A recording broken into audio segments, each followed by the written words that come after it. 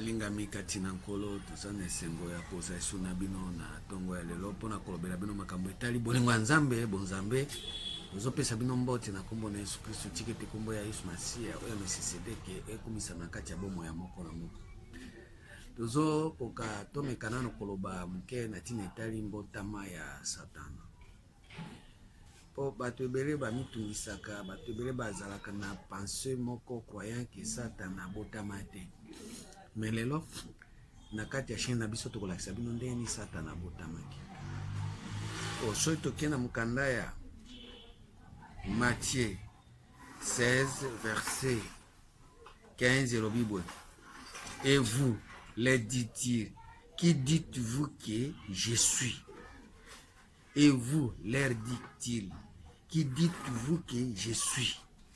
Simon Pierre répondit, tu es le Christ, le Fils du Dieu vivant. Abi, tu es le Christ, le Fils du Dieu vivant. Jésus reprenant la parole lui dit, tu es heureux Simon, fils de Jonas, car ce ne sont pas la chair et le sang qui t'ont révélé cela, mais c'est mon Père qui est dans le ciel. C'est mon Père qui est dans le ciel.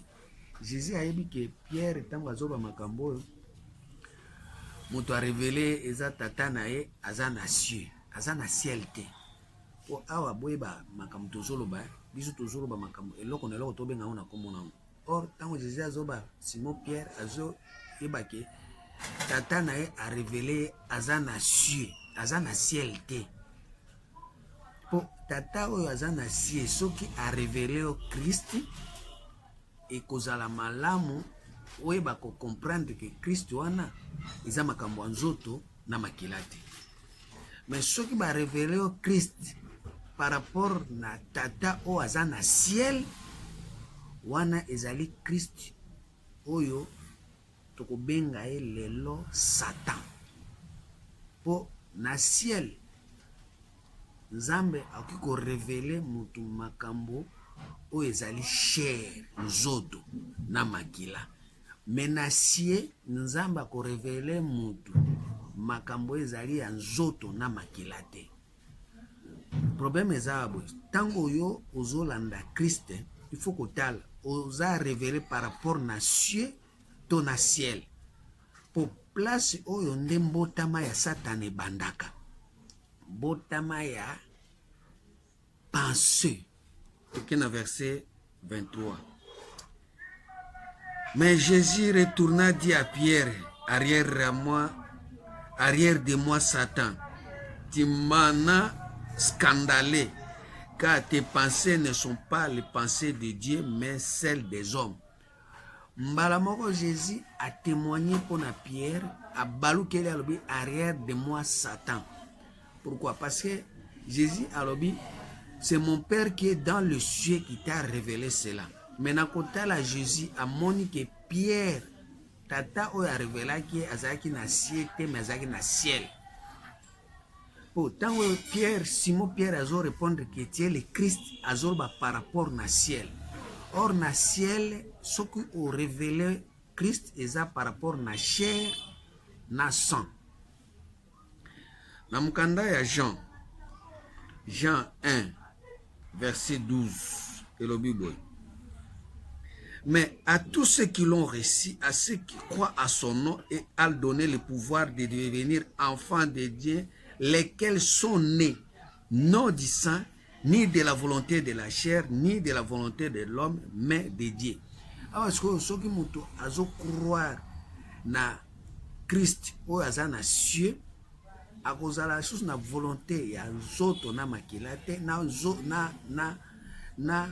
posa ya batu te volonté ya batu te mais Pierre azali na volonté ya batu po Jésus azobise arrière à moi Satan puisque pensée na yo eza pensée ya éternité te pensée ya cieux te mais eza pensée humaine ou eza ya ciel po na ciel nde place oyo soko landi mbotama ya Satana esalemaka na ciel po ciel Nzamba tiaki yango po ete ezala na ba luminaire po na ko éclairer terre na 4e jour mais 4e jour nde esika oyo Satan azwa pouvoir puisque na ciel bapesa Satan na ciel ciel wana soko bengi Christ, il faut que vérifier. Et ça par rapport à l'étoile, par rapport à la lune, par rapport à soleil. Soko bengi par rapport à la lune, étoile, soleil, aza Satan. C'est-à-dire, Christ wana aza Satan. Mais ce qui osa révérer par rapport à cieux, aza Christ, aza Satan, aza lumière. Pour cieux, nde ezali esika oyo nzambe akelaki monde na ye. Oyo ezali na Genèse 1:1. Au commencement, Dieu créa le cieux et la terre. Point. Mais na 4e jour, nde aye kosala ciel esika nini atye ba luminaire. C'est pour cela na kati ya ciel okukuta toujours Satan zalaka wana. Surtout que na mkanda ya Luc 10 verset 17. Balingami botika Bible loba elobi boy. Les 70 revinrent avec joie disant Seigneur, les démons même nous sont soumis à ton nom. Jésus leur dit, je voyais Satan tomber du ciel comme un éclair. Je voyais Satan tomber du ciel comme un éclair. C'est-à-dire, dans le ciel, Satan a éclairé.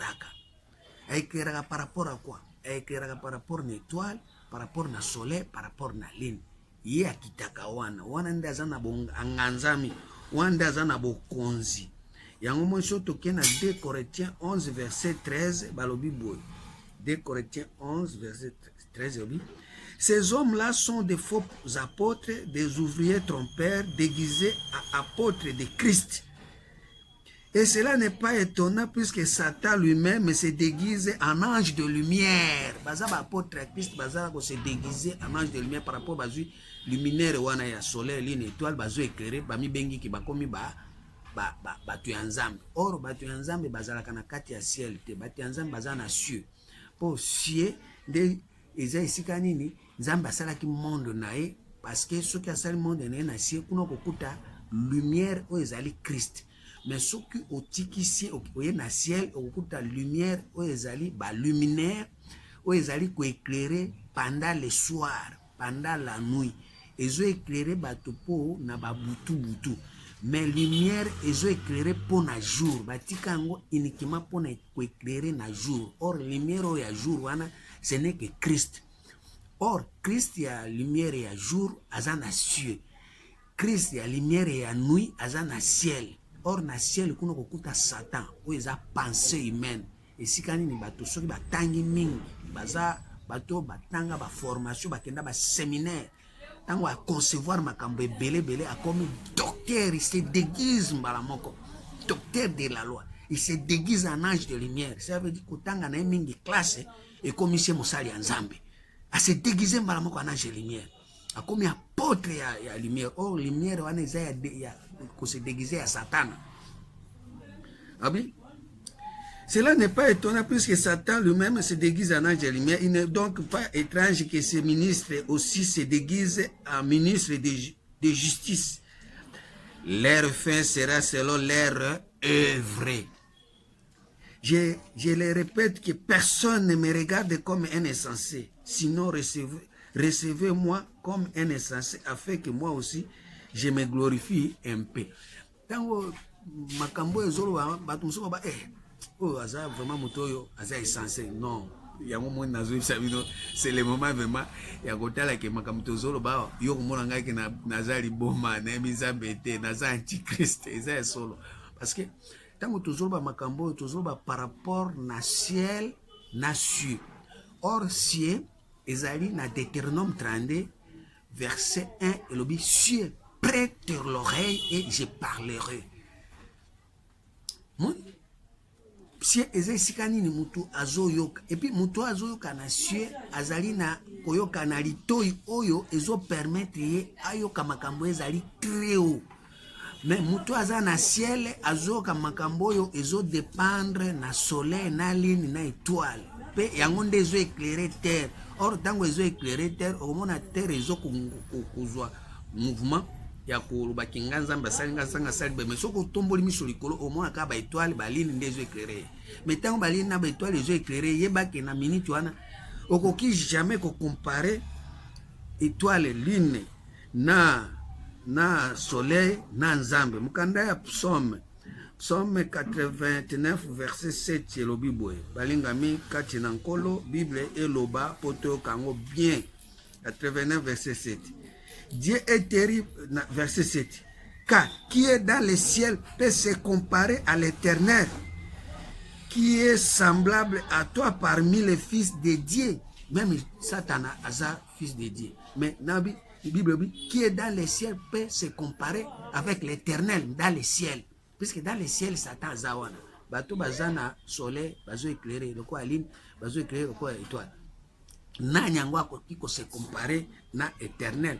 Mutu mon côté. Parce que na ciel wana ezali esika oyo Satana azope sa pensée humaine. Mutu aza intelligent na classe. Aza intelligent na domaine moko boy. Aza intelligent na spécialité moko boy. Mais na kotala ka biloko wana ami bengi ke aza mutu ya nzambe, mosali ya nzambe parce que aza ko briller na classe, na société, na ministère, na ambassade. Tant ba moni azo briller oh vraiment aza mutu ya nzambe a briller makasi ya mayele. Or biloko wana nyonso eza biloko eza na ciel. Eza par rapport na étoile ya mutu, eza par rapport na soleil ya mutu, eza par rapport na lune ya mutu. Siko biloko wana nyonso jamais nzambe alingi biloko eza wana na ciel ba comparer ye na yango moni lelo tozana konyokwama parce que bato ebele basi bakomi na ciel wana bakomi komi bengake baza banzambe. Or biloko wana nyonso mpa ya nzambe ezopesa ekanda tango bato baza kofukamela yango.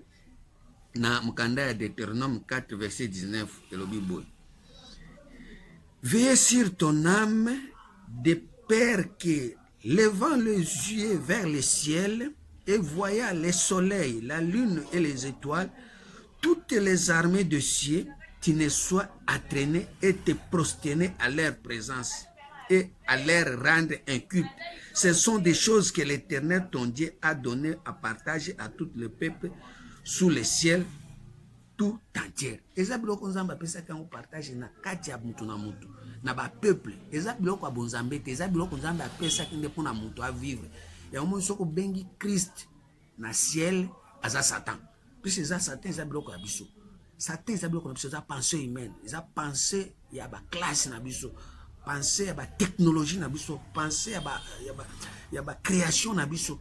Mais biloko tozo paye wana eza nzamba tiaki na kati ya mutu na mutu azana na Satan wana eza passé oyo ezo permettre mutu abanda ko vivre mwa bolamu moko boye. Mais eza bonzambe te.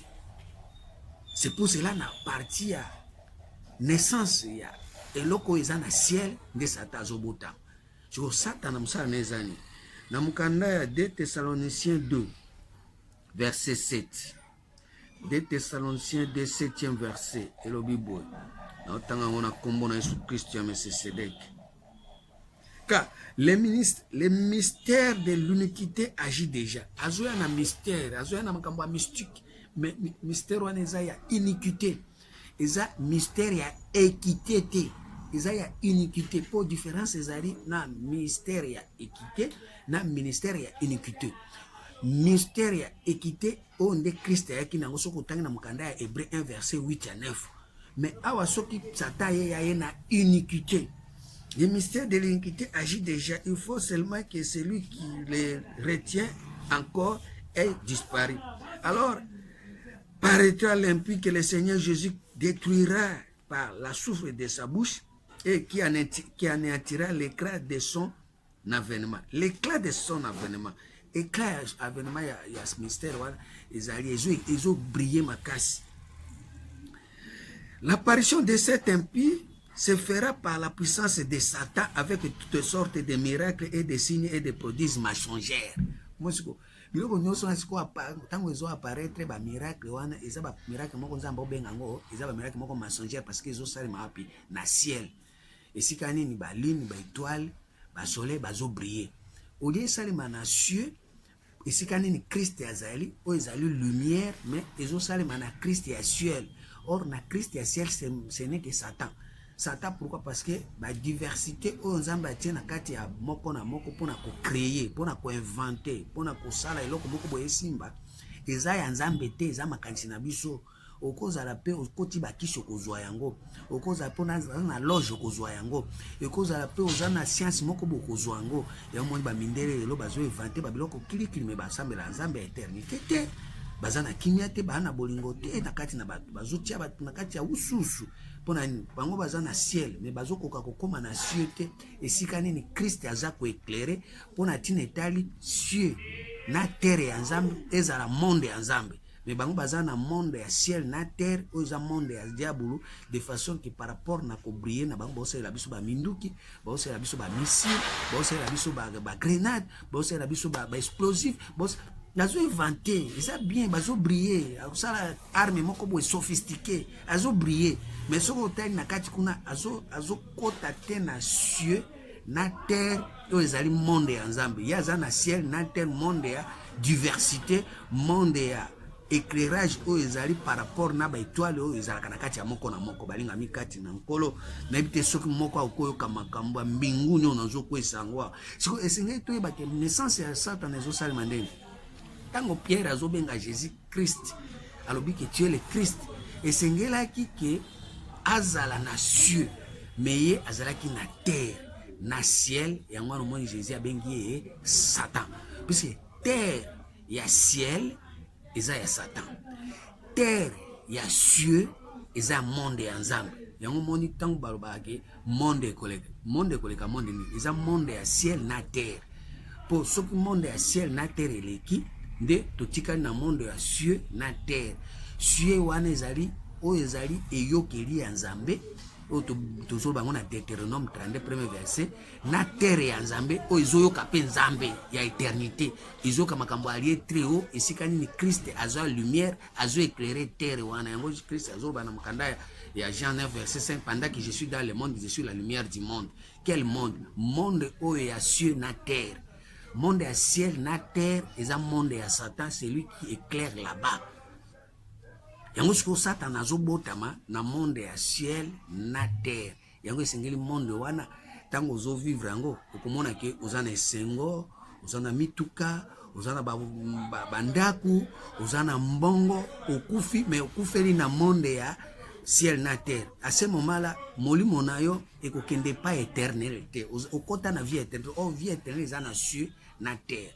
Cieux na terre nde nzambe ayebi yango parce que kuna ezali monde oyo ezali ko respecter lumière oyo ezali Christ. Mais monde ya ciel na terre ezo respecter ba luminaire oyo ezali étoile, soleil, lune. Or ba étoile wana soki tokenda mokanda ya Genèse 37 verset 9 elobi boye. Genèse 37 verset 9. Na otanga on a kombo na Yesu Christ ya Melchisedec. Na otanga on a kombo comme ça. Il y a encore un autre songe et il le raconta à ses frères. Il dit, j'ai eu encore un songe et voici le soleil, la lune et 11 étoiles se prosterna devant moi. Le soleil, la lune, mutaoki azuzandotan eza Joseph. Joseph ndazuzandotan. Abi, le soleil, la lune et les 11 étoiles se prosterna devant moi. Ça veut dire Joseph azali ko éclairer makasi. Siko ba étoile wana na ba soleil ezalaki ko fukamela ye. Or tant bazo fukamela ye déjà aza na ciel, aza na cieux te, aza na ciel. Yango moni lelo bato ebele o bazo briller makasi, bato baza na se na bango bazo fukamela bango. Pourquoi? Parce que bazo mona ke lumière na bango ya bango eza moins par rapport na muto azo kumba bango. Et puis tango azo kumba bango wana bango nso bakomeka ko fukamela ye. Oh, yende père spirituel na biso, yende révérend, yende père ba commissaire olenge nyonso senge o nyonso ya koloba. Soki obia tongola bango atongoli, soki obia sopela bango maya moto bandimi peka isa délivrance, soki obia kotsa bango musapi wa bandimi bazaka ko fukamela parce que ye alekeli bango mayele. Azo briller koleka bango. Puis bango siko tango baza na terre, baza sous ordre, bazo respecter kaka. Pourquoi? Parce que bazo mona ke étoile ya bango 12 étoiles na soleil, il faut fukama kaka bazo obligé, il faut totosa yende sango mokonzi, yende bishop, yende visionnaire, il faut biloko wana nyonso wana omona sikoyo moyen mutu akote sous na ciel po toluka terre oyo eza na ciel tozwango te. Mais soki toye na ciel tozwi terre ya ciel. kanda na ciel na terre. Chaque fois na Bible le ciel et la terre passeront. C'est ça mukanda ya Matthieu 24 verset 35. Mais le banzambe kolekate. So qui peut na mukanda ya Luc 16 verset 17. Babi ciel na terre koleka. Balinga mikati na nkolo. Yango wana mon tozome mela bien au 3e testament puisque dans minute otolingi susutoza la kufuka mela bato bazana ciel na terre. Il faut to fuka mela mutu oyo azana lié très haut pe azana ciel, azana cieux pour tozwa terre ya malamu ezali terre sainte. Terre sainte oyo mutu osusu okokuya kotambola na makolo na ye na basapato ya salite te ya banda ko babilobela ondimela ye. Balingami pour Bible obi qu'il soit beau les pieds de ceux qui annoncent la bonne nouvelle. Qu'il soit beau sur la montagne les pieds de ceux qui annoncent l'évangile de paix. Balingami kati na encore. Tiko mbotama ya Satan ezo salema ndenge. Conception nyonso ezo salema na ciel. Satan mutu azopesa yango. Et on moni Jésus a joué sa pierre arrière à moi Satan. Malgré oza pierre, malgré oza na boyebi, malgré oza na buanya, pierre, mais oza Satan. Parce que oza pierre, aux autres api na ciel. Ah, Nzambe na yakoka makambo aboye, na yakoka makambo eloko aboye. Il y a encore un autre songe, il raconta, ses frères et dit, j'ai eu encore un songe, et voici le soleil, la lune et 11 étoiles se prosternèrent devant moi. Namkanda 1 Corinthiens 15 verset 40. 1 Corinthiens 15 40 et le Bible. De komolingami Bible eza bien. Tikete totanga kombo ya Nzambe kumisama na kati ya Biblia oyo. Nzambe zolokum. Il y a aussi des corps célestes et des corps il y a aussi des corps célestes et des corps terrestres. Mais autre est l'éclat des corps célestes, autre est celui des corps terrestres. Autre est l'éclat du soleil, autre est l'éclat de la lune et autre est l'éclat des étoiles. Même une étoile diffère même une étoile diffère en éclat d'une autre. Yango babenga yango kuna 11 étoiles. Ba 11 étoiles wana eza parmi bana ya Jacob. Baza ko briller.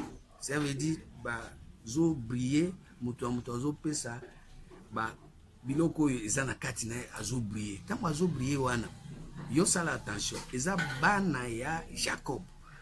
Soki ofukameli bango mbala moko ofukameli na ofukameli ciel. Tango ofukameli ciel na cieux bazo mona yote. Ba mona yo kaka wapi na ciel. Ya omoni Jésus azoyebisa ba disciple na ye alobi boye. Na mukanda kaka ya Matthieu 16 wana verset 20. Alobi boye. Non, Luc 10, 16. Luc 10, 16. Hein? Luc 10, 16. Luc 10, 20, pardon. Luc 10, 20. Cependant, ne vous réjouissez pas de ce que les esprits vous sont soumis, mais réjouissez-vous de ce que vos noms sont inscrits dans les cieux. Bon, c'est pelate pour bengani Satan na ciel. Mais bon, c'est pelate, ce qui combo rabino et comment miwapi na ciel. Pour na ciel, ezali monde ya Nzambe. Monde ya Nzambe eza na cieux. Soki okoti na cieux, okoti na monde ya Nzambe. Pourquoi na olo babongo? Nkanda ya Proverbe. Proverbe 3 verset 19. Maningami toza ta malamu. Proverbe 3 verset 19 ta boyebi. C'est par la sagesse que l'Éternel a fondé la terre et c'est par l'intelligence qu'il a affermi les cieux. Moi, je suis au ciel, et bien par rapport à quoi? C'est par la sagesse que l'Éternel a fondé la terre. Terre et cieux. Il y a Genèse 1:1. Premièrement, c'est par la sagesse que Nzambe a fondé la terre. Terre est la sagesse. Et la terre est non, c'est sagesse. Et puis, c'est par l'intelligence qu'il a affermi les cieux. Ça veut dire cieux est en intelligence. Ça veut dire mutu soki cieux nae, lito inae fungwami, il faut ezaito ezo kama kambo eza très intelligent. Bo eza na intelligence. Mais soko ebisi makambo buzoba a ondi mate. Po yango nzamba salela lito ina science nae ya intelligence. Yango moni balobi na kati ya Bible bike na Job 32 verset 8. En réalité, dans l'homme, c'est l'esprit, le souffle du Tout-Puissant qui donne de l'intelligence par rapport na eyoke. Et ça souffle, ça souffle, on a litoi, mbalamoko zu intelligence. Si il y a litoi, et zu intelligence. Nous avons ce que, tant que vous avez intelligence, vous avez comme makambo nzambe, vous avez directement na mbinguni. Vous avez mais ce qui yo oza l'intelligence te okoka makambo nyonso ozo sepela nango. Or monde ya nzambe il faut sier ezala na intelligence, ça veut dire eyokeli na yo e capter makambo ya boyebi ya bwanya po ete okota na kati ya kobanga nzambe. Or le commencement de la sagesse, donc na mkanda Ezekiel 28. Ah nzambe na yakoka makambo Ezekiel 28 elobi nini totanga ona kombo na Yesu Kristo. Ezekiel 28.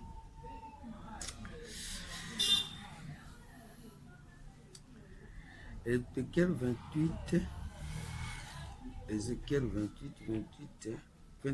exact.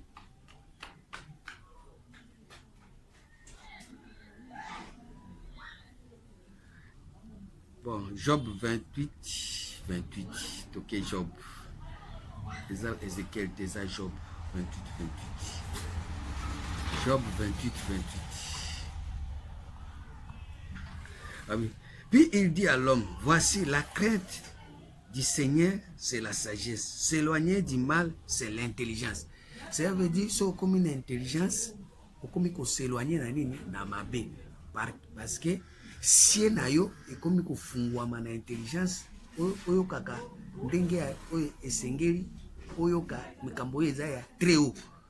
À ce moment-là, okomi kolongola ba mabe nyonso soko ki mabe oyo eza ya ngoto. À ce moment-là, si na terre na yo ekomi terre ekomi na sagesse, si na yo ekomi na intelligence. Okomi ko se débarrasser na ba mate ya buzoba, na mate ya lokuta. À ce moment-là, soki muto amemeli yo ciel, ba lune, ba étoile, ba soleil, alobi ke yango nde ezali lumière, yango nde eza Christ, obengi yango kaka Satan. Alobi arrière à moi Satan, parce que tes pensées c'est pas les pensées de Dieu, ce sont les pensées des hommes. Parce que Satan azobotama na ciel. Il y a un monde dans Ézéchiel, dans Ézéchiel 28 verset 12. Na teaki na lobaki Ézéchiel na te yango seconde to kango na verset 12. Fils de l'homme, prononce une complète sur les rois de Tyr. Tu lui diras, ainsi par le Seigneur, l'Éternel, tu mettais le sceau à la perfection. Tu étais plein de sagesse parfaite en beauté.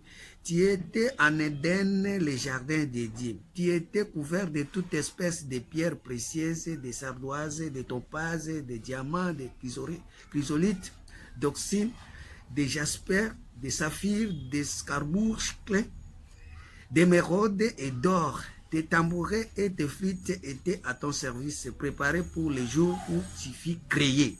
Wanana, Satan.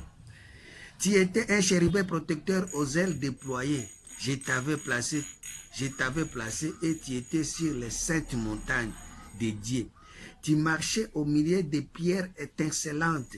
Tu as été intègre dans tes voies depuis le jour où tu fus créé, jusqu'à celui où l'iniquité a été trouvée chez toi.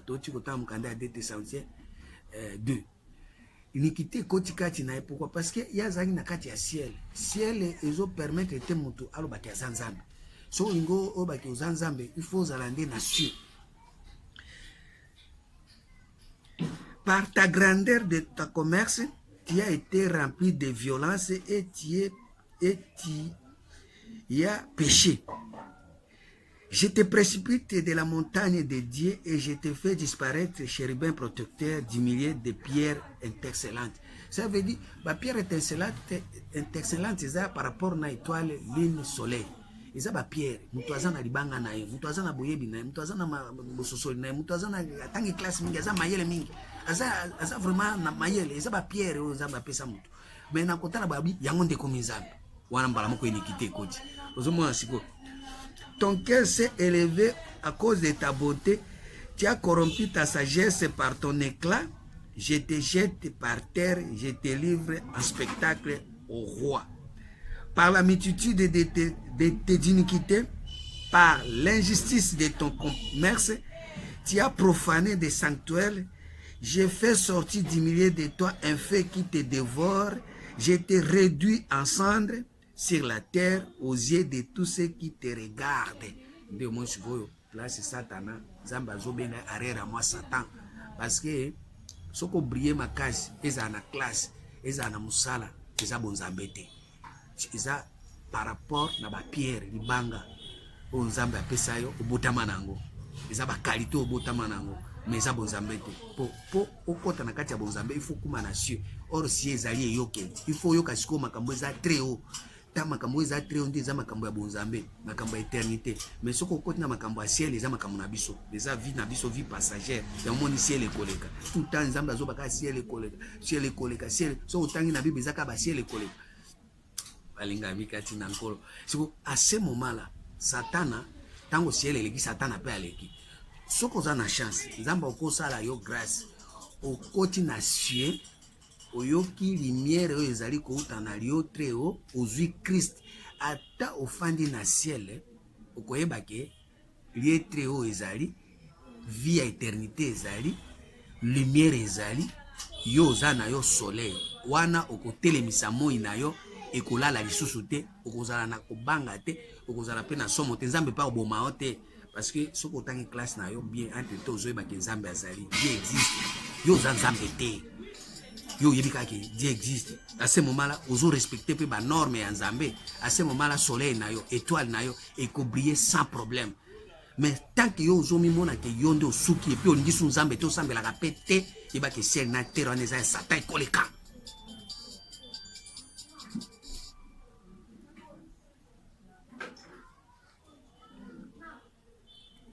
Yangwana moni lelo tozobe makambo ya ciel na ciel na terre nango ciel na terre nango siko na minute one to babo il faut ciel na terre ya satana elongwa ndenge nini so tokena mukanda ya Apocalypse 6 verset 10. Et il cria d'une voix forte en disant: jusqu'à quand, maître saint et véritable, tardes-tu à juger et à tirer vengeance de nos sangs sur les habitants de la terre? Quelle terre? Il y a ciel, la terre. Une robe blanche fut donnée à chacun d'eux et il leur fut dit de se tenir en repos quelque temps encore jusqu'à ce que fût complet le nombre de leurs compagnons de service et de leurs frères qui devaient être mis à mort comme eux. Bato bakokufeza bato ya ciel na terre puisque biloko wana faut eleka. Il faut baboma biloko wana po ete bato nyonso baza kuna baya na ciel na terre. Oyo eza ciel ya Nzambe na terre ya Nzambe oyo eza na sagesse na intelligence. Et j'ai regardé quand il ouvrit le 6e sceau, il y eut un grand tremblement de terre. Le soleil devint noir. Le soleil au lieu éclairé est comme noir. C'est-à-dire qu'on doit comprendre que non, makambo yo naza osala eza muzoba. Eza makambo bonzambe te. Il faut soleil comme noir. Comme un noir comme une sac de crin. La lune entière devint comme du sang. Lune est changée comme le quoi maquila. Et changé couleur. Et les étoiles du ciel tombèrent. Les étoiles, non,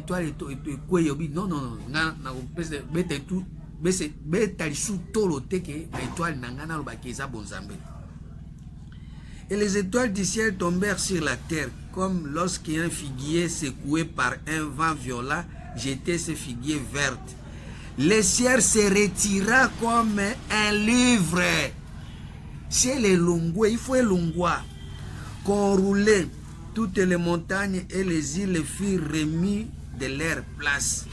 Les rois de la terre, les grands et les chefs militaires, les riches, les puissants, tous les esclaves et les hommes libres se cachèrent dans les cavernes et dans les rochers des montagnes. Et ils disaient aux montagnes et aux rochers: tombe sur nous et cache-nous devant la face de celui qui est assis sur le trône et devant la colère de l'agneau, car le grand jour de sa colère est venu et qui peut subsister. Colère ya Nzambe yeso nani ako subsister na kati ya ciel na terre. Parce que na minute oyo ciel na terre deva kanda ya Nzambe ko telemate puisque kuna Satan na moto azali. Na mkanda ya Apocalypse 21 premier verset. Puis je vis de nouveaux cieux et une nouvelle terre, car le premier ciel et la première terre avaient disparu et la mer n'était plus. Et je vis descendre du ciel d'auprès de Dieu la ville sainte et la nouvelle Jérusalem préparée comme une épouse qui s'est parée pour son époux. Moi, je suis malgré aux étoiles, malgré aux briller, malgré aux français, malgré aux technologies, malgré aux inventés. Au salaka ba invention oyebi ke ciel ya sika il faut ya poete ya kala elongwa poete okota na ciel omona biloko ya très haut okota na ciel na terre po eza éclairé na Christ o aza lumière o alobi pendant que je suis dans le monde je suis la lumière du monde aza soleil lini na étoile te ba diversité ya makambo ezo salima na kati ya bomo ya mutu eza bonzambe te. Eza ba talent onzamba tia na kati ya moko na moko yango tato mususu babenga yango babokoko. Omona koko moko boye azwi nzete moko boye azwi lititi moko boye asali papa omeli obiki. Eza ba diversité nzamba tia na kati ya koko wana koko pe ayibi nzambe te. Tango ba tozonga na bokoko tozonga na bokoko ba tozonga na ciel. Po ba ciel wana eza ba bokoko ba technologie ba intelligence nyonso humaine. Ils ont un ciel. Il y a un monsieur qui briller le col étoile, il y a un monsieur qui briller le col soleil, un monsieur qui briller le col la lune, un monsieur qui briller le col la lampe, un monsieur qui a bougie, un monsieur qui a la torche, un monsieur qui a la flambeau. Il y a moi, dans le Troisième Testament, pour s'abonner, pour faire tout ma casse. Tu peux pas faire ça comme un mais yo yo kiango nzambe alingio tira kwa ndisi mtemo mkanda ya Hébreux 3 verset 7. Hébreux 3 7. Nzambe na koka makambo aboye na kotosa makambo aboye nzambe na bomo oya koka makambo aboye to koka makambo aboye à mettre à pratique mon client changer vie changée. C'est pourquoi c'est là ce que dit le Saint-Esprit. Aujourd'hui, si vous attendez sa voix, n'endurcissez pas vos cœurs comme lors de la révolte, les jours de tentation dans le désert, où vos pères me tentèrent pour m'éprouver. Ils virent mes œuvres pendant 40 ans. Aussi, je fus irrité contre cette génération et j'ai dit, ils ont toujours un cœur qui ne se... Ils ont toujours un cœur qui s'égare. Ils n'ont pas connu mes voies. Je j'irai donc dans ma colère. Ils n'entreront pas dans mon repos. Oko se reposer te soko boy que ciel na terre wana eleka. Soki oboy ekolekate. Soki elekite yo ko zwa pe repoter puisque bato ba fandi ba asro ba za fanda wana ba konganza mana ciel Satan pa ozwa pouvoir le corona yo ya kwa kubanda ko toujours ko nyokola yo na nini na ba line na ba étoile na ba soleil okomona lumière jamais na vie na yo lumière oyo ezali Christ okotika la komona ngote obanda ko tato la Jésus Christ par rapport na soleil na étoile na lune mais oya soleil oya Jésus Christ ya lumière ya Genèse 1 verset 3 on zamba lobi que la lumière soit et la lumière fille okotika komona yango te pe okufo keli felo. Je j'irai dans ma colère, ils n'entreront pas dans mon repos. Prenez garde, frères, que quelqu'un de vous, prenez garde, frères, que quelqu'un de vous n'ait un cœur mauvais et incrédule au point de se détourner du Dieu vivant. Dieu vivant, oui, Troisième Testament. Mais exhortez-vous les uns les autres chaque jour aussi longtemps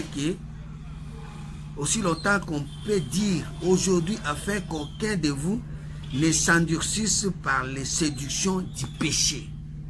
Car nous sommes devenus participants de Christ, pourvu que nous retenions fermement jusqu'à la fin l'assurance que nous avions au commencement na Genèse.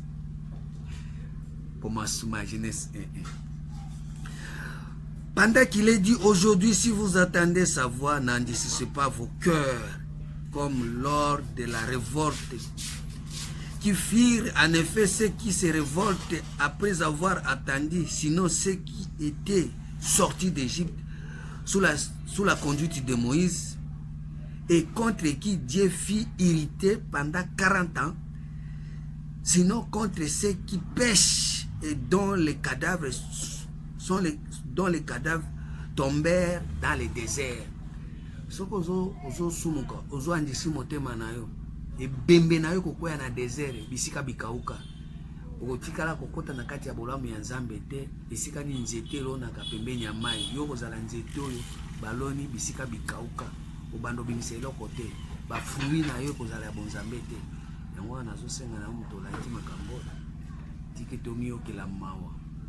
Olongwa na kaya Satana, ya ciel na terre, okota na monde ya Nzambe, ya ciel na terre, oyo na sagesse na intelligence, kombo ya Nzambe ekumisama, mabele na yo ekoproduire babiloko ya malamu.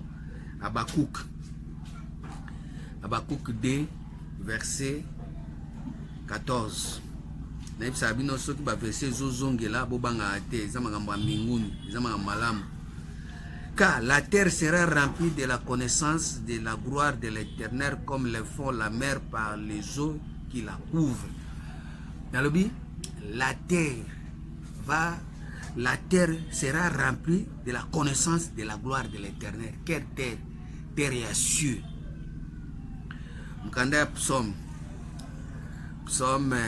89. Terre et cieux, ils ont rempli la connaissance et la gloire et ensemble. Car j'ai dit la bonté et le fondement éternel.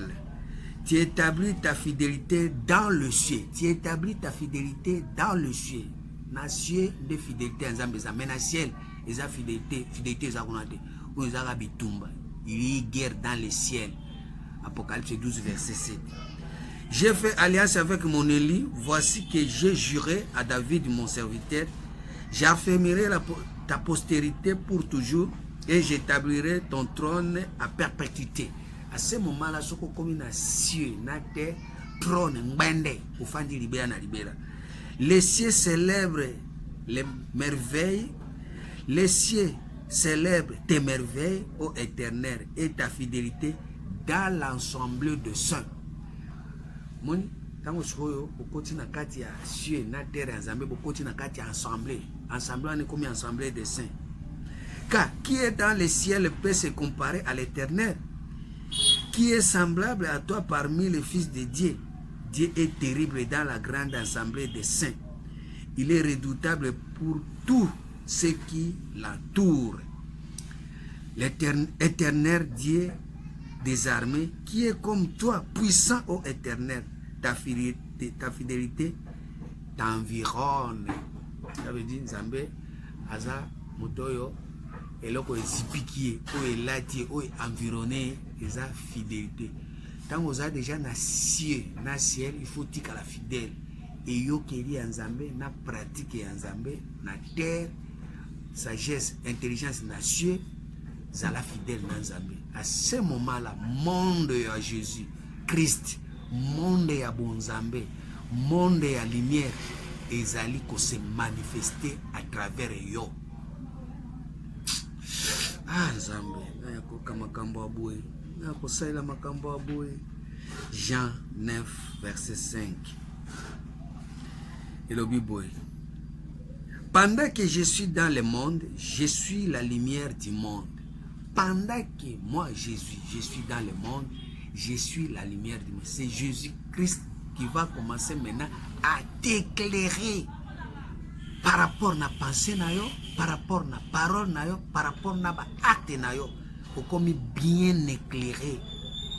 Si tu es comme un Nzambe, tu es comme Sama. Aboba yogi. Ikanga ina kumisayo, amen.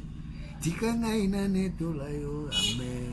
Tikanga na sanzolayo, amen, amen. Alléluia, amen. ozali esengo motema na ngai, amen. Ozali esengo molimo na ngai, amen. Tomboli yo yaya. Merci Seigneur.